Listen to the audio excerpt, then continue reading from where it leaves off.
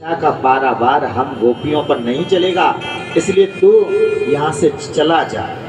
और इस प्रकार से अनेक प्रकार की बातें करती हैं। जब उद्धव ने ये बात सुनी तो उद्धव ने कहा आकर के, मैं उद्धव का मित्र, वृष्णि वंश का मंत्री, देवभाग का पुत्र हूँ। मैं संदेह वाहक बन करके आया हूँ, कृष्णा की सुध लेकर के आया हूँ। अब तो गोपियों ने कहा हम तो इस मधु को, इस भौरे को सोच रहे थे कि ये हमारी खबर लेकर के जाता है और ये हमारी खबर लेकर के आया होगा, लेकिन संदेश वास्तव में आया हुआ है। तो कहा कि जिस प्रकार से भगवान श्री कृष्ण है उनके लिए तो आप अभी जान नहीं पाए, वो तो सर्वत्र हैं और सबके पिता, गुरु, स्वामी, सखा सब वही हैं, क्योंकि वो तो अंतर्यामी हैं। तो कहने लगी उद्धव सीधो है गयो सुन गोपिन के बेन, ज्ञान बजाई डुम डुमी प्रेम बजायो ढोल। श्याम तन श्याम मन श्याम ही हमारो धन, आठो याम ऊदो हम श्याम ही सुकाम है। श्याम ही श्याम जी श्याम बिन नहीं दिय, आधे किसी ला करी आधार श्याम नाम है। उधो तुम तो भय बोरे बाती लेके आए दौड़े, योग कहाँ राखे यहाँ आठों याम शाम है। हे उद्धव, यहाँ तो रंग रंग में, क्षण क्षण में, श्वास श्वास में कृष्ण बसा है, तो यहाँ योग का क्या ठिकाना है। जब आठों याम हम उसी का चिंतन करते हैं तो भला ये तुम्हारे ज्ञान की ज्ञान का, योग का हमें क्या करना है। गजराज ने कहां पर वेद पढ़े, सबरी कब गई पाठशाला। महाराज गजराज ने कभी वेद नहीं पढ़े, सबरी कभी पाठशाला न गई, गोपी कभी शिक्षा लेने नहीं गई, लेकिन एक भगवान श्री कृष्ण में एक दृढ़ निश्चय था, विश्वास था, इसलिए गोपी भगवान को अपने पास अपनी श्वास में ही भगवान के दर्शन करते। गोपी तो अपने हृदय में कृष्ण को रखती थी। तो बोली यहाँ तो आठों याम कृष्ण दिखता है, तो ना तपोभिर न वेदस्य ना योगी सत्क्रियो नरा,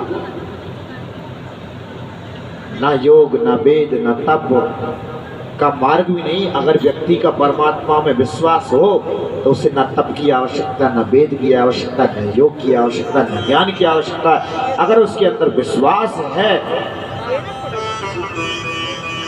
तो हरेर ही साध्यते भक्तिया प्रमाणम तत्र गोपिका। हरि को साधा है गोपिकाओं ने कब, ये तो प्रमाण है, वो कभी गुरुकुल नहीं गई, लेकिन उनके पास विश्वास रूपी वो कुंजी थी जिसे हरिर ही साध्यते भक्तिया। भक्ति में वो शक्ति थी कि उन्होंने बिना ज्ञान के, बिना वेद के, बिना तप के, बिना योग के, बिना साधन के कन्हैया को अपने श्वास में बसा रखा था। तो बोले योग को कहाँ रखे हैं। इस प्रकार के अक्रूर जी को बहुत ज्ञान दिया, तो अक्रूर जी उनके शरणागत हो गए। रोमांचित तन हर्ष मन नैन बरह जलधार, ब्रज रज में लोटत भयो हरिपद रेणु विचार। ब्रज की आंखों से उनकी प्रेम भावना और भक्ति को देख करके उद्धव के नैनों से अश्रुधारा बह चली और गोपिकाओं की चरण रेणु को अपने माथे पर सिंचन करने लगे। आशा महो चरण रेणु जुसाम हम श्याम, वृंदावने की कपि गुल्म लतौ सीताराम। यास्तु त्यजम स्वजन मार्य पथम चहित्वा, भेजुर मुकुंद पदवीम सुतिभिर्विमृग्याम। इन गोपिकाओं की आशा महो चरण रेणु जुसाम हम श्याम। हे श्याम, हे कन्हैया, तो इस ब्रज में जिसमें पला बड़ा उस कि तो ब्रज की जो रज है वह भी मुक्ति देने में सार्थक है। तो इस ब्रज में तो जो आकर के इस ब्रज में आकर के चाहे पशु बने, चाहे पक्षी बने, चाहे मोर बने, चाहे बानर बने, चाहे मनुष्य बने, चाहे भोजन मांग करके खाने वाला भिक्षुक बने, कन्हैया ये ब्रज की तो लीला अपार है। और इस प्रकार से कहते हुए तिनके चढ़ सरोज में कीनी दंड प्रणाम, बिब्बल और गुर गद गद गिरा, कहीं न सके निज नाम। इतने प्रेम में कन्हैया हो गए कि बंदे नंद ब्रजस्त्री नाम, हे नंद के ब्रज को मैं प्रणाम करता हूँ, जहाँ की रज भक्तों के साथ साथ में देवों का भी कल्याण करती है। ऐसे ब्रज की रज को मैं अपने शीश चढ़ाता हूँ। जिस ब्रज रज को भगवान ने पान किया हो, उसमें खेले हो, वो तो तीनों लोगों को पावन करने में सक्षम है।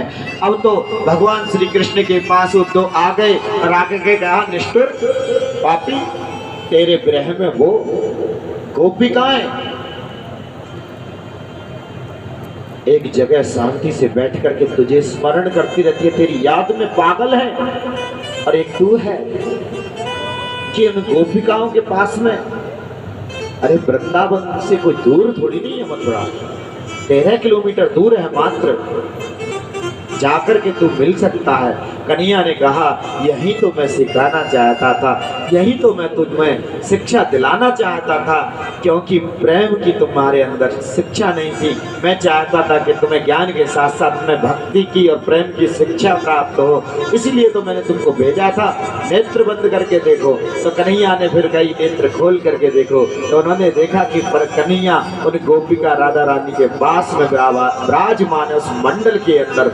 तो उन्होंने देखा तो अब तो कन्हैया के लिए उन्होंने साष्टांग प्रणाम किया, बोला मैं कभी ब्रज की ब्रजांगनाओं से, इन गोपिकाओं से दूर नहीं हो सकता, और ये कभी मेरे से दूर नहीं होती, हमेशा ये मेरे हृदय में वास करती है और मैं इनके हृदय में वास करता हूँ। बोले गोविंद भगवान की जय। जरासंध को पता पड़ी कि मेरे पुत्रियों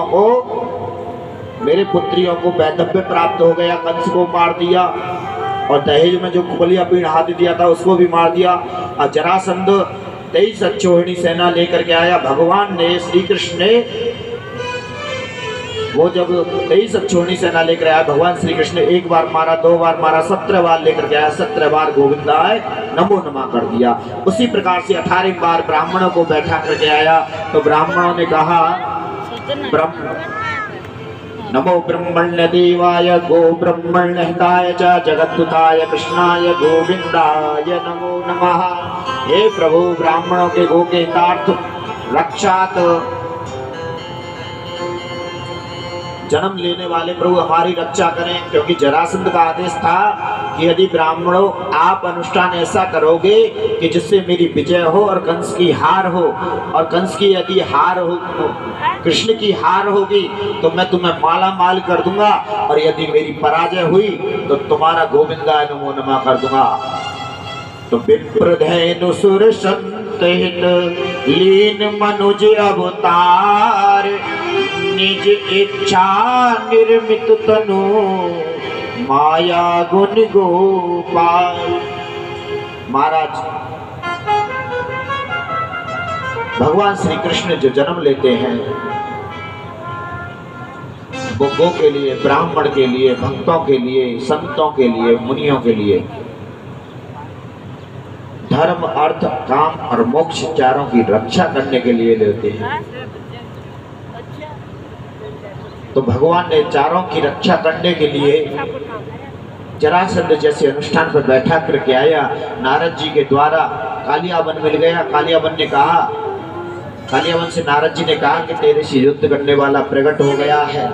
तो कालियावन के पास में 3 करोड़ मलेच्छों की सेना थी। तो उसको रंग रूप बता दिया, पीतांबर पहना होगा, मुकुट डाल रखा होगा, मोर पंखी लगा रखी होगी, और नंगे पैर होगा, पीताम्बर पहन रखा, वो ही होगा, उससे जाकर के युद्ध कर ले, मथुरा में रहता है। अब तो वो 3 करोड़ सेना को लेकर के आया और आकर के भगवान पर युद्ध की घोषणा कर दी। भगवान द्वारका छोड़ करके बाहर निकल आए, बोले 2-2 विपत्ति एक साथ। इधर से जरासंध ने मथुरा को घेर लिया और इधर ये दूसरी विपत्ति आ गई, 3 करोड़ मलेच्छों को लेकर क्या किया जाए। तो भगवान बोले बलराम देव, भैया मथुरावासी ने यही मथुरा के किले में छोड़ो, इन्हें अपनी योग माया से हम द्वारिका बना के हम द्वारिका में पहुंचा देते हैं और हम तुम बाहर निकलते हैं गेट के माध्यम से। जैसे गेट से निकले वैसे अब तो तेज अच्छोनी लेकर के कालियाबन खड़ा था, तो उसने देखा, बोला यो नारद जी ने इसी को बताया था। बोला रुक। अब कन्हैया बोले कि आजा भाई।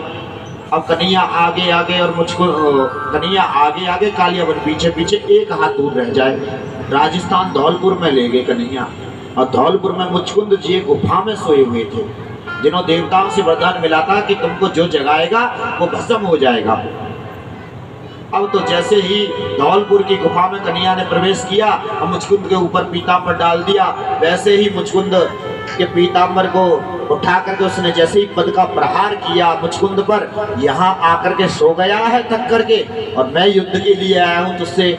जैसे ही मुचकुंद की आंख खुली, कालियाबन जल करके राख हो गया। बोले गोविंद भगवान की। और मुचकुंद को भगवान ने दर्शन दिए नारायण ने, और कहा कि आपका युग तो बीत चुका है, अब तो त्रेता द्वापर चल रहा है, तुम्हारे समय के सभी लोग परलोक सिधार गए हैं, इसलिए आप भी तब में जा करके निमग्न हो जाओ और मेरा आपको आशीर्वाद है। तो भगवान ने उनको आशीर्वाद दिया। वो ही मुचकुंद नरसिंह, भगवान नरसिंह बने थे, नरसिंह मेहता, जिन्होंने भात भरा था भगवान श्री कृष्ण ने, वही नरसिंह मेहता आकर के बने थे। तो भगवान ने मुचकुंद का उधर उनका उद्धार किया। जरासंध ने देखा तो भगवान एक पर्वत, प्रहर्षण नाम के पर्वत पर आकर के चढ़ गए। उन्होंने सबरी सेना के द्वारा उस पर्वत को घेर करके आग लगा दी। भगवान ने समुद्र में छलांग लगा करके द्वारकापुरी में को प्रवेश कर गए। और जरासंध ने सोचा कि मेरे द्वारा दोनों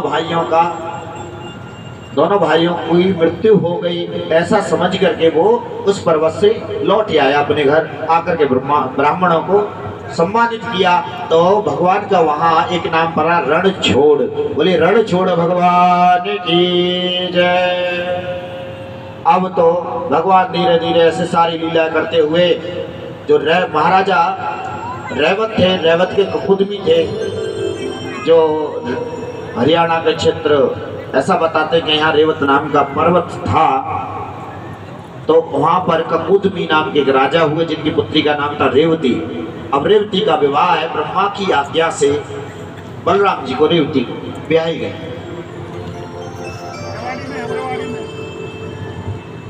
रेवाड़ी के पास। बोले गोविंद भगवान की जय। देखो, आपको अपने क्षेत्र के जो पर्वत हो, तीर्थ हो, कोई श्रेष्ठ वृक्ष भी होता है तो उनके नाम याद होने चाहिए। इसको मतलब है कि आप कथा सुनते नहीं हो, और कथा सुनते तो पता होती। बोले गोविंद भगवान की जय। अब तो भगवान ने सोचा भैया बलराम का विवाह होगा, अब हमारा भी विवाह होना चाहिए। अब जब विवाह के लिए सोचने लगे तो उसी समय कुंदनपुर में महाराज भीष्मक हुए थे, और महाराज भीष्मक के 5 पुत्र थे। रुक्मी, रुक्मकेश, रुकुम्बाहु, रुकुमी, ऐसे करके 5, रुक्मध्वज, ऐसे 5 पुत्र थे।